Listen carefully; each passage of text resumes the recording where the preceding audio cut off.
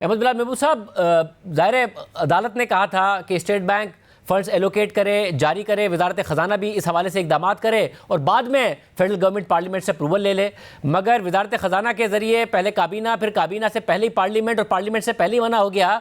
अब ये मामला क्या वाकई अदालती अहकामात की खिलाफ वर्जी हो रही है या आइनी तौर पर और कानूनी तौर पर महफूज है हुकूमत ये काम करके?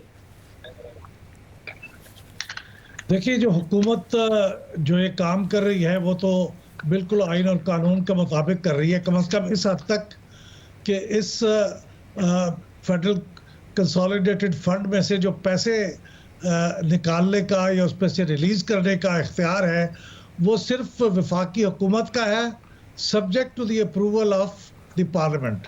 तो इस हद तक तो ये बिल्कुल कानून के मुताबिक है। और ये जो बाद में अप्रूवल लेने की बात है वो भी इस तरह से उसका रास्ता बंद हो गया था कि जब ये अदालत ने फैसला दिया तो उससे पहले ही ये पार्लियामेंट के अंदर एक एक्ट ऑफ पार्लियामेंट के तौर पे उन्होंने पेश कर दिया था बिल, जिसे स्टैंडिंग कमेटी ने भी और फिर नेशनल असेंबली में भी रिजेक्ट कर दिया था। तो जिस चीज़ को असेंबली पहले रिजेक्ट कर चुकी हो, अब उसका ये कहना कि बाद में उसकी अप्रूवल ले ली जाए, अभी तो सप्लीमेंट्री के तौर पर उसके अखराजात कर लिए जाए, तो ये रास्ता भी उस वक्त बंद हो चुका था।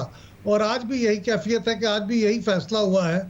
ये इस हद तक तो ये बात ठीक है, लेकिन ये बात भी अपनी जगह मौजूद है कि इंतखाबात तो अब आइन के मुताबिक होने हैं, तो उसके पैसे भी हुकूमत को देने हैं, तो उसका रास्ता क्या है? बदकिस्मती से हम एक ऐसी कम्प्लेक्सिटी में फंस गए हैं जिसमें रास्ता नजर नहीं आ रहा, जिसमें दोनों कानून की बात कर रहे हैं और दोनों कुछ कुछ कानून से बाहर निकल के अहकामात दे रहे हैं। मुनीर फारूक साहब, अभी भी आपको लगता है कि वज़ीर आज़म शहबाज शरीफ साहब पर या काबीना पर एक तलवार लटक रही है कंटेम्प्ट ऑफ कोर्ट की, या जो पार्लियामेंट का सहारा लिया है वो एक कामयाबी से सहारा लेने में कामयाब हुए हैं और ये आईनी तौर पर अपने आप को महफूज किया इन्होंने?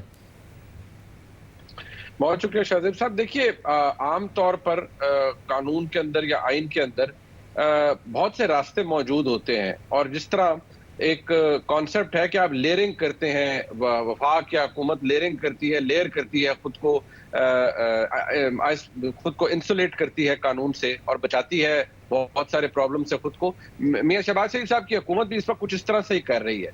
देखिए, एक मौका सुप्रीम कोर्ट के जो आखिरी ऑर्डर था उसके अंदर खुद फराहम कर दिया गया। वो इसलिए कि अगर आप उसको इस जाविये से देखें कि अगर पार्लियामानी अप्रूवल की जरूरत ना होती इन फंड्स के इजरा के लिए, तो पोस्ट फैक्टो अप्रूवल का जिक्र सुप्रीम कोर्ट के हुक्म के अंदर क्यों किया जाता? अगर तो ये कह दिया जाता कि वज़ीर आज़म का इस्तेकाक है, ये फाइनेंस डिवीजन पैसे जारी कर दे, एक कॉन्स्टिट्यूशनल ऑब्लिगेशन है, उसके लिए जारी होने हैं, इसमें पार्लियामेंट की अप्रूवल की जरूरत नहीं है। लेकिन क्योंकि सुप्रीम कोर्ट के हुक्म के अंदर ये खुद तहरीर किया गया ऑनरेबल जजेस की जानिब से कि आप पोस्ट फैक्टो अप्रूवल ले लीजिए, तो यहाँ पर उनकी वो पोजीशन खुद जेपरडाइज होगी। वो इसलिए, एक वो बात जिसका जिक्र अहमद बिलाल महबूब साहब फरमा चुके हैं कि ऑलरेडी पार्लियामान उसके ऊपर एक कमेटी में गया, वहां से रद्द हो गया। दूसरी बात यहाँ पर ये कि बहरहाल सुप्रीम कोर्ट ने इस बात को रिकॉग्नाइज अपने ऑर्डर में खुद ही कर दिया कि जी आप पैसे जारी कर दें, डायरेक्टली पोस्ट फैक्टो अप्रूवल ले लें। लेकिन सवाल यह है कि अगर पैसे जारी हो जाएं और बाद में कोई अप्रूवल ना मिले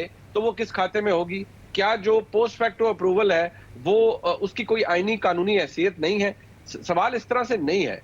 इसलिए मैं समझता हूं कि आज मियां शहबाज शरीफ साहब की हुकूमत ने खुद को इंसुलेट किया है काबीना के अंदर आके। आज काबीना ने, जहां तक रिपोर्टिंग हुई है, इसको रद्द नहीं किया, उन्होंने कंसिडर किया और पार्लियामान को भेज दिया। सो टेक्निकली आज वज़ीर आज़म और काबीना जिम्मेदार नहीं है, अब ये पार्लियामान जिम्मेदार है और पार्लियामान ने इसको कसरत राय से वोट करके मुस्तरद कर दिया है।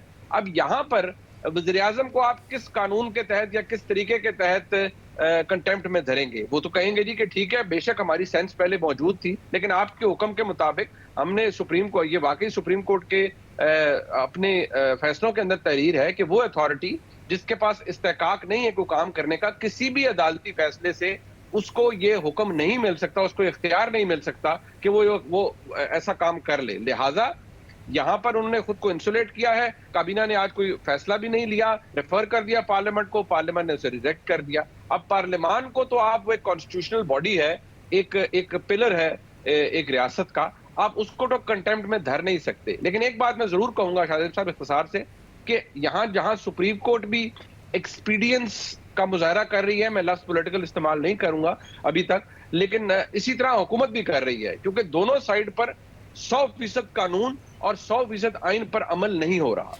तो अहमद बिलावल साहब, अब इसमें मसला यह है कि आमतौर पर होता है कि हुकूमत एक बजट देती है, फिर सारा साल में जो मुख्तलिफ हेड्स होते हैं उसमें कहीं कहीं बजट से ऊपर खर्चे हो जाते हैं और बाद में उसका अप्रूवल ले लिया जाता है पार्लियामेंट से।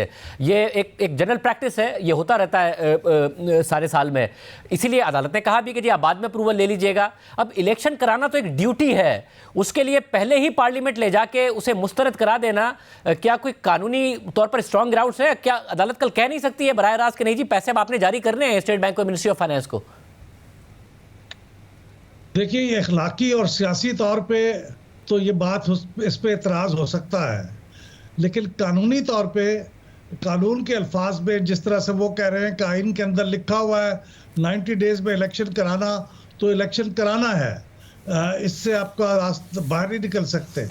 तो अगर कानून की इसी तरह से लिटरल इंटरप्रिटेशन की जाएगी तो उसके हिसाब से पार्लियामान को भी ये इख्तियार हासिल है कि वो सप्लीमेंट्री ग्रांट का रास्ता इख्तियार करने की बजाय वो पहले ही से पार्लियामेंट से अप्रूवल ले ले। ये सही है कि इसके पास इख्तियार है वफाकी हुकूमत के पास कि वो पार्लियामेंट से इजाज़त लिए बगैर, प्रायर अप्रूवल लिए बगैर वो खर्च कर ले और फिर जब अगले साल का बजट पेश करे तो उस मौके पे सप्लीमेंट्री बजट भी पेश कर दे जिसकी पार्लियामेंट मंजूरी दे दे। ये दुरुस्त है, लेकिन ये इख्तियार है, ये उसकी लाजमी कंपल्शन नहीं है। तो उन्होंने ये चीज़ पेश कर दी पार्लियामेंट में अभी से कि अभी आप मंजूरी दे दे, पार्लियामेंट ने उसकी मंजूरी नहीं दी, तो कानूनी तौर पे इसके ऊपर कोई एतराज़ नहीं हो सकता। लेकिन जिस तरह हम ये कह रहे हैं कि जिस तरह से 8 रुकनी बेंच बनना भी कोई दुरुस्त तर्ज अमल नहीं था, लेकिन चीफ जस्टिस का इख्तियार है कि उसको बना ले और उसके ऊपर फैसला हो जाए। तो इसी तरह से ये पार्लियामेंट का भी इख्तियार है कि वो इस तरह की चीज़ों के ऊपर पार्लियामेंट के सामने पेश करे। और ये दुरुस्त कह रहे हैं मुनीब के वज़ीर आज़म ने और काबीना ने तो यही पेश किया, रिकमेंडेशन ये थी कि इसको मंजूर किया जाए, मोशन ये थी कि इसको मंजूर कर लिया जाए, लेकिन उनकी यह तहरीक को कबूल नहीं किया ना तो स्टैंडिंग कमेटी ने और ना फिर ये कौमी असम्बली ने, उसको रिजेक्ट कर दिया है। तो इसलिए ये वज़ीर आज़म और काबीना के खिलाफ तो कोई केस नहीं बन सकता मेरे ख्याल में। तो मुनीब, यहाँ से अब ज़ाहिर ऐसा तो हो नहीं रहा है कि दोनों तरफ से मामला किसी प्रेसिडेंट को फॉलो करते हुए या फिर इस तरीके से आगे बढ़ रहे हों, तो ये तो तवक्को करना मेरा ख्याल है मुश्किल होगा कि कल अदालत कहेगी जी ठीक है पार्लियामान ने कर दिया है तो ठीक है, फिर अब आगे कोई अहकामात नहीं जारी करते। कोई और कानूनी रास्ता निकल सकता है, कोई बराह रास्त अहकामात आ सकते हैं फिर अगर कोई कंटेम्प्ट का रास्ता बंद हो गया है तब भी?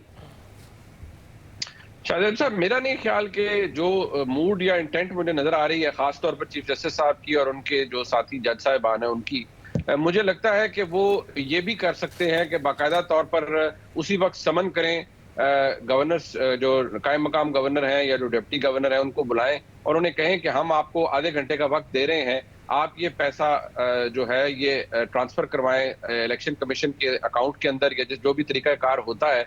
और रिगार्डलेस, क्योंकि ये एक आईनी जिम्मेदारी है और आपने ये करना है, आप रियासत का इदारा है और रियासत के ऊपर पाबंदी है आइन के तहत कि वो ये कॉन्स्टिट्यूशनल ऑब्लिगेशन पूरी करे, रिगार्डलेस के इसके बारे में आइन क्या कहता है या पार्लियामान क्या कहती है। क्योंकि अगर यहाँ पर 63 डे की अपने तरीके से एप्लीकेशन की जा सकती है, इंटरप्रिटेशन हो सकती है, यहाँ पर सुप्रीम कोर्ट के अंदर इतनी डिवाइड के बावजूद इस तरह के बेंचेस बन सकते हैं, हम ख्याल जजेस बैठ सकते हैं, बिल्कुल मुकम्मल तौर पर जो किसी मामले का सब्जेक्ट मैटर ही नहीं है वहां पर आइन को तोड़ा मोड़ा जा सकता है और वहां पर मामलात आ सकते हैं। तो ये भी कोई ऐसी बात नहीं है जो कि हम रूल आउट कर सकते हैं। शायद हो सकता है कल ये हो भी जाए। शुक्रिया। कानूनी पहलुओं पर गुफ्तगू आपने सुनी, हुकूमत ने और पार्लियामेंट ने आज फैसला कर लिया है। अब देखते हैं कि कल अदालत क्या फैसला करती है। स्टेट बैंक ऑफ पाकिस्तान और फाइनेंस मिनिस्ट्री की रिपोर्ट जमा कराते हैं और अदालत उन्हें क्या अहकामात जारी करती है।